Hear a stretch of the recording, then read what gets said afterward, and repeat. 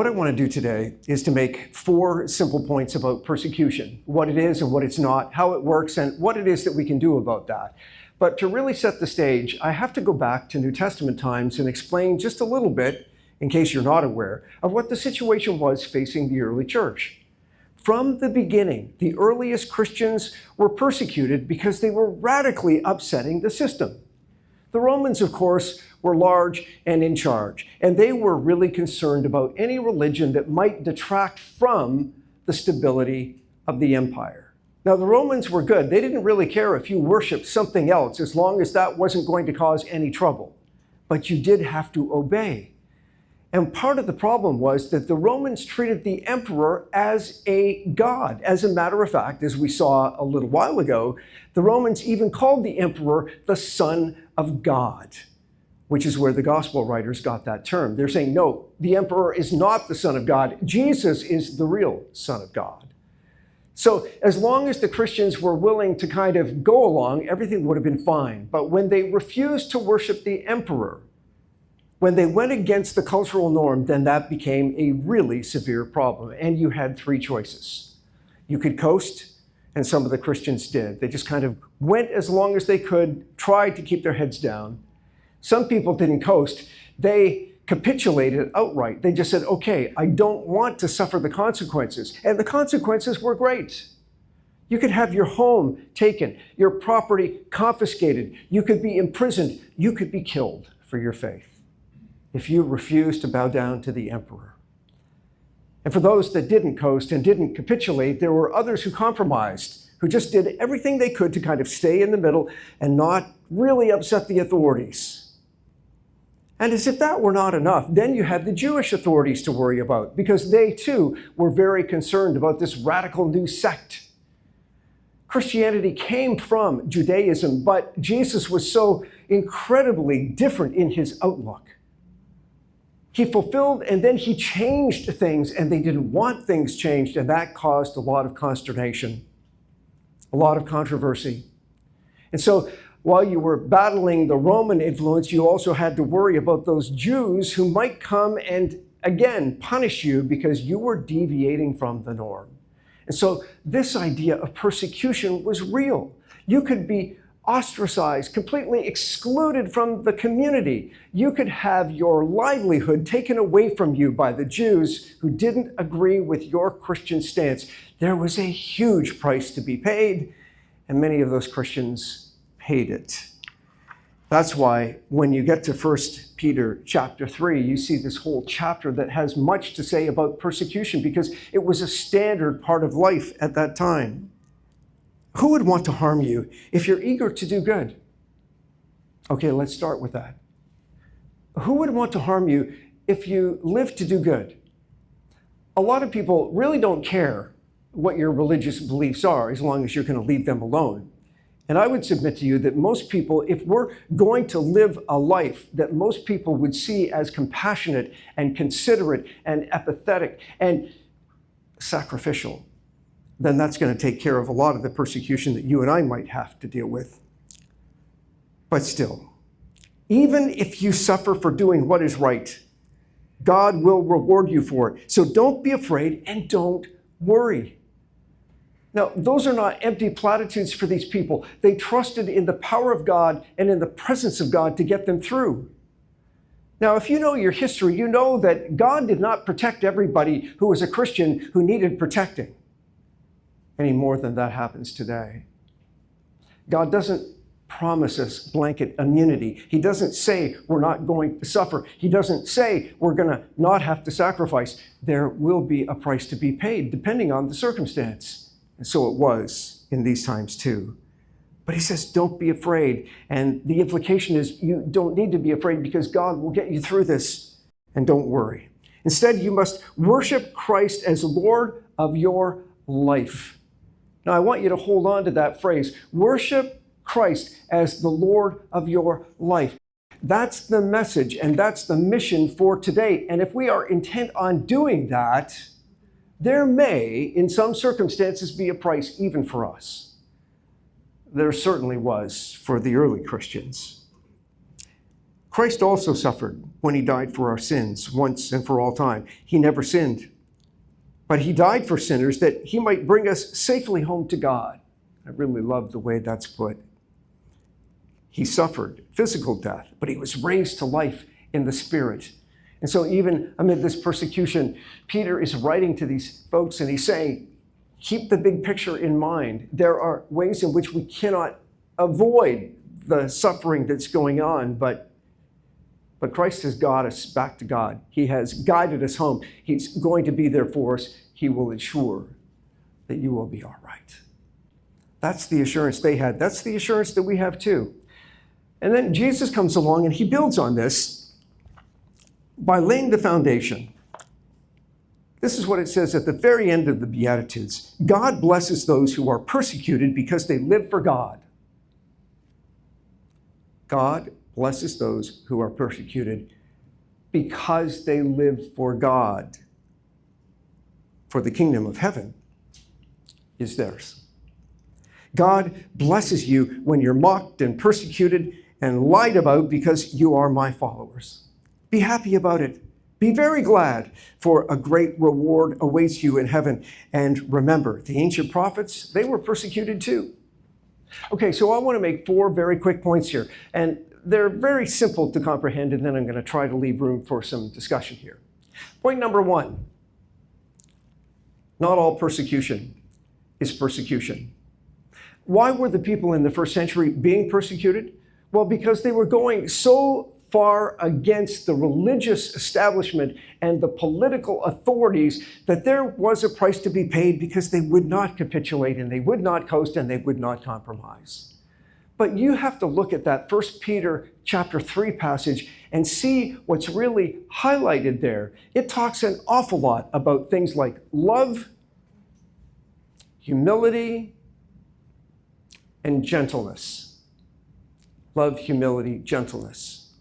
Jesus says, if you're persecuted because you are my follower, then there will be a blessing in that. But there is not a blessing that comes with every persecution, because sometimes people are being persecuted and it's not really persecution. What do I mean by that? Well, very simple. There are some people, and I've met many of these Christians, who feel absolutely persecuted because people are down on them and because people are rejecting them and because people are not reacting well to the message. But the truth of the matter is that those Christians, in large measure, are not loving, they're not humble, and they're not gentle. And we need to make the point that if there are Christians today who are trying to foist their faith on other people when those people have made it clear they don't want it, or if we try to foist our particular brand of understanding of Christianity on other people that have a different perspective and have made it clear that they're quite content to be that way and they don't want to discuss it, or if we try to impose our faith on people that don't want any faith, I'm not convinced God is going to bless any of that. Because Jesus never, as far as I can tell, ever, not in one circumstance, ever forced his faith on anyone. And I think the truth of the matter, and this needs to be said, is that some Christians feel prosecuted and persecuted when in actual fact they're suffering because they're insufferable. We really need to be sure that we're treating people with respect and dignity. And it may be that there are people who don't do what you want them to do and don't live with the perspective you want them to have. But let's be clear, our role is to share the good things we have and to be upfront about who we are and to live a life of witness. But the minute that we cross the line and try to foist that on people that make clear they don't want it, that is not acceptable. You can't find a model for that anywhere in the New Testament. And what you end up doing, if you do those things, is you turn people off to the point where they're never going to listen to you. So we need to make sure that if we're going to talk about being persecuted for our faith, that we avoid the martyr complex and we make sure that we're being persecuted for the same reason that the people in the first century were. They were being persecuted because they belonged to Christ, because they were living a life of good. They were being persecuted because Jesus was the Lord of their life. Now, I don't know about you, but I've never been persecuted for any of those reasons. Frankly, I don't know anybody who's ever been persecuted for those reasons here. Maybe I'm naive, maybe I'm sheltered, but when I look at the persecution we've been talking about this morning, and then I look at what's happening here, it's radically different. And we need to make sure that we draw that distinction, because if we do not, then it trivializes what our brothers and sisters in many places are going through, because it lessens the severity of where they are and elevates the minor suffering that we might have to put up with here. And that's a false equality. They're not equal in the least. Not all persecution is persecution. Secondly, not all persecution has to do with the kingdom. Now, I'm just going to get to a couple of points here, and I don't want this to be controversial, but again, this is something that needs to be said, and this is something that I see is getting an awful lot of attention in the religious world, at least on this continent. There's a lot of talk these days about how Christianity is under threat. And because of that, we have a number of people who are doing everything they can to make sure that they're pushing back. And some of that is starting to get a bit out of hand. Now, if you look at what's happening in the United States, you would think that all anybody ever talks about down there is Christian nationalism, this idea that society has to be patterned after Christian principles. I saw a poll that was out just last week, and I was astonished to learn that 4 out of 10 Americans have never heard the phrase Christian nationalism. They don't know anything about it. When that same poll asked people in the United States if they would be in favor of Christianity being adopted as the official language of the country, the percentage was 83% who said, no thanks. 83%. If that poll were held in Canada, the number would be even higher. How many people do you think in Canada self-identify as evangelicals? What do you think? What's the percentage of evangelicals in Canada as identified by themselves? 40%. Sorry? 40%. 40? 7. And it could be as low as 4. Now, the Canadian Constitution stipulates that no religion can be elevated above another. Our Constitution is not identical to the one in the United States, but the Canadian Constitution enshrines freedom of religion. We are free to believe and practice what we want. But when it comes to government institutions and public life, no religion may be elevated. You may not like that, you may not agree with that, but that is the law. Now, I'm going to tell you that we need to be vigilant so that if our equal rights begin to be eroded, then we're going to stand up for that, and we're going to push back, and we're going to make sure that we have the same privileges and the same rights as everyone else. But there is no way that this country is ever going to be modeled after Christianity for 2 reasons. Number 1 is the Constitution, and number 2 is, and this may be hard for some of you to recognize, but the reality is most Canadians do not want it. So what I'm trying to say is that we have to be aware that there are limitations under which the church operates today. And what I want us to really understand is that when you look at the New Testament, the Christians did not look to the government to be the outlet for their beliefs. These Christians did not look to the government to teach their kids faith. These Christians did not expect the government or try to make the government into a religious vehicle. Instead, Jesus says, you need to come out from them. The Christians in the first century didn't try to save the Roman Empire.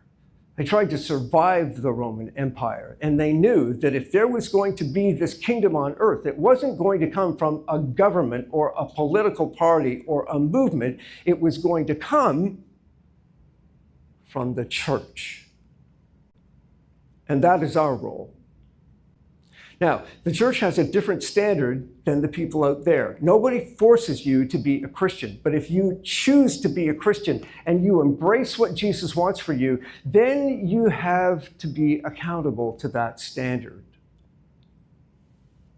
That's what the church does. But we don't impose that standard on the people out there. As a matter of fact, in 1 Corinthians chapter 5, when Paul is talking about people outside the church and what they're doing and what they're not doing right, he says to the church in Corinth, leave them alone, mind your own business. They are not your concern. They are servants of God. He will deal with that. So not all persecution is persecution. Not all persecution is because of the kingdom. Thirdly, not all persecution is avoidable. Because yes, there may be some things that happen in your life and in mine where people are going to make us pay for what we believe and what we stand up for. You know what they say, people who will stand up for nothing will fall for anything.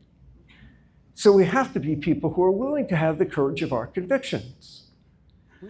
We need to understand that if you're going to stand up for what you believe, and if you're not going to participate in some things that others might want you to, it might cost you a promotion, it might cost you a friendship, it might cost you even some family members. I wouldn't call that persecution. But Jesus is the one who said, count the cost.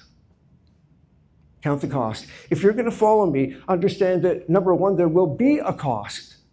And number two, you have to be willing to pay that if you're going to put me first. And really, that's what Peter's talking about when he says, you need to live like Jesus is the Lord of your life. But if we do that, really think about this. If we do that, if we make Jesus the pinnacle, the center point of everything that we believe and all that we do, we are going to be about things like love, compassion, empathy, service, sacrifice. And in today's context, that will rarely lead to persecution. It will more likely lead to admiration. And that's why some people will come to you and say, look, I don't understand why you're doing what you're doing. How could you do that for these people after all they've done for you? How could you have that attitude that you have where you're willing to accept everyone? Look, that stands out because that is not common these days. And if we will do what the first century Christians did, and that is to make Jesus Lord of our lives, to belong to him, and to do good, that will take care of most of our problems. Yes, some persecution or at least some cost may be inevitable, but it's not going to be as blatant or as bad as we might think. And the last thing I want to bring to your attention is the reality that not all persecution is bad. Now that may seem a little strange. Can you think of a reason why not all persecution is bad, at least in a spiritual sense? Yeah. So somebody might listen. I think we all start from the process which says we need an identity. Everything is going to flow out of who we think we are. And if Jesus is our identity, if our relationship with him is the defining point of our whole being, then yes, people will know that, they will see that, and they will acknowledge that. Some will be perfectly happy with that, other people not so much. But at least we know what defines us and how we're going to live based on who and what we're living for. So that can be a good thing too. You know, the reality is we have to be very careful too when we're talking about these things that we respect and love one another the way we need to. And maybe I'm just a little bit more sensitive about this than most people, but I have suffered more at the hands of fellow Christians, far more than I ever did from any kind of backlash from non-believers. I've had a couple of occasions where I've gone to people and said, this is what I believe, here's why I believe these things, and it was so different from the church that I was in at the time that I essentially got chased out of a place that I'd spent 30 years of my life in. Simply because I no longer could embrace everything that they believed. And we tried to work that out, and it just wasn't going to happen. And that's one of the reasons why you will never find me hard and fast saying, this is what you have to believe here. You know, I'm going to do my best to teach what I think is right. If you choose not to believe that, okay. Okay.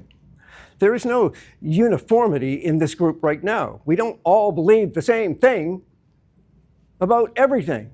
In my view, that's a good thing. I think if you've got homogeneity, if you have no diversity, then that means people are not thinking for themselves, and that is not a good thing. But we can never be in a situation where people are persecuted or even pressured, not even slightly, for not towing the party line and for not following what we think they should.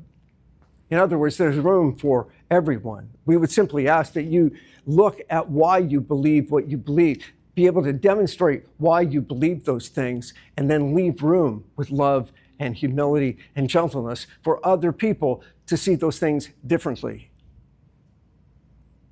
That is not common in the church. Frankly, most people out there don't care what you believe. They want to know how you're living. They want to be able to see that your faith does make a difference and that it blesses people around us. And if we will do that, then I don't think there's much that we're going to have to worry about.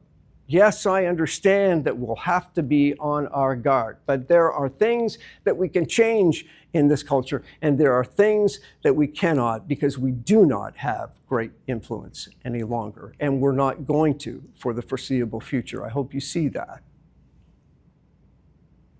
So let's deal with the hand we've got. Trust God to bless the work of the church so that we can stand for what's good and what's right and what's necessary, and keep that attitude of humility that will make us able to accept people where they are and to try to lead them as best we can, but again, without compromising their free will and their dignity. Because the more that we try to twist arms and browbeat people into submission, the more harm we are going to do. And Jesus never talks about that. What he talks about is living with God at the center of your life. That's what we need to be about.